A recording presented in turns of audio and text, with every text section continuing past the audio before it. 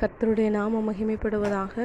இந்த நாளிலும் கூட ஆண்டவராகிய இயேசு கிறிஸ்து நமக்கு ஆயுஸ்நாட்களை கூட்டி கொடுத்து சுகத்தையும் பலத்தையும் கொடுத்து அவருடைய வார்த்தை கேட்கும்படியாய் தேவன் செய்த பெரிய நன்மைகளுக்காய் கிருபைகளுக்காய் கொடான கொடி நன்றி செலுத்துவோம்.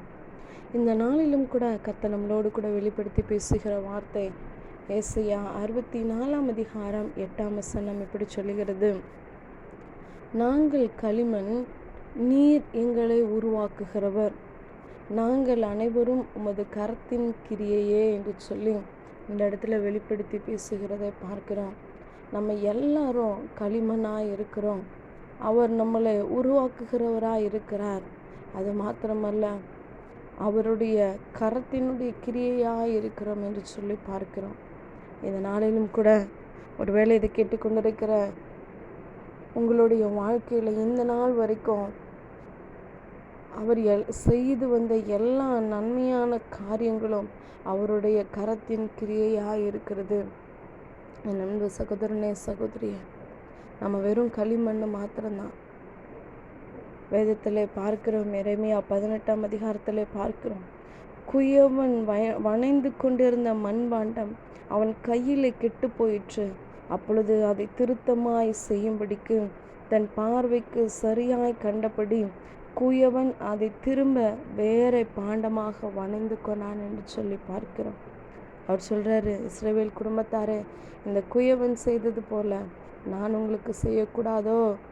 இந்த இஸ்ரவேல் வீட்டாரே, களிமண் குயவன் கையில் இருக்கிறது போல நீங்கள் என் கையில் இருக்கிறீர்கள் என்று சொல்லி அவர் வெளிப்படுத்தி பேசுகிறதை பார்க்கிறோம். நாமெல்லாம் களிமண்ணாக இருக்கிறோம்.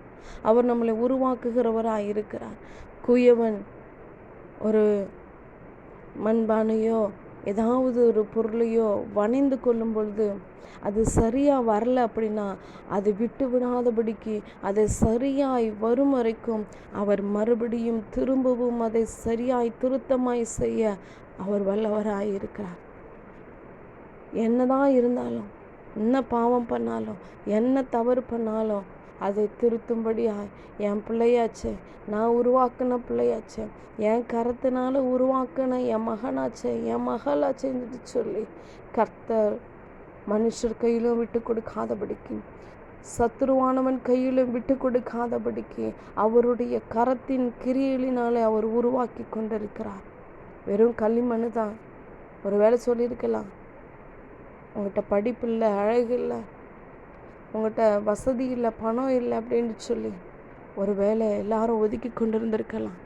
ஒருவேளை உங்களோட வாழ்க்கை எதற்கும், என் வாழ்க்கை எதுக்குமே பிரயோஜனம் இல்லாதபடிக்கு பிரயோஜனமற்ற களிமண்ணை போல என் வாழ்க்கை இருக்குது என்று சொல்லி நினைத்து கொண்டிருக்கலாம். ஆனால் கர்த்தர் இந்த களிமண்ணாய் இருக்கிற உங்களை அவர் மண்பாண்டமாய் வணைந்து கொள்வதற்கு அவர் பாத்திரவானாக இருக்கிறார். அவர் நம்மளை தகுதிப்படுத்துவதற்கு அவர் வல்லவராக இருக்கிறார். இந்த நாளிலும் கூட ஏதோ என் அன்பு சகோதரனே, சகோதரியே, தகுதியே இல்லாத யோசேப்பு, குழியில் கிடந்த தள்ளப்பட்ட யோசேப்பு தேவன் அதிபதியாய் மாற்றினவர். அவர் உருவாக்கினார், யோசேப்பை உருவாக்கினார் அதிபதியாய் மாறுவதற்கு. உபத்திரவத்தின் மத்தியில், பாடுகளின் மத்தியில், பிரச்சனைகளின் மத்தியில் அவர் உருவாக்கினார் என்று சொல்லி பார்க்கிறோம். என் அன்பு சகோதரனே, சகோதரியா, இந்த நாளிலே களிமண்ணாய் இருக்கிற உங்களை அவர் உருவாக்குகிறவர். அவர் உருவாக்குவதற்கு, அவர் வணைந்து கொள்வதற்கு நம்ம களிமண்ணாய் இருக்கிற நம்ம ஃபஸ்ட்டு அவருடைய கரத்தில் கொடுக்கணும்.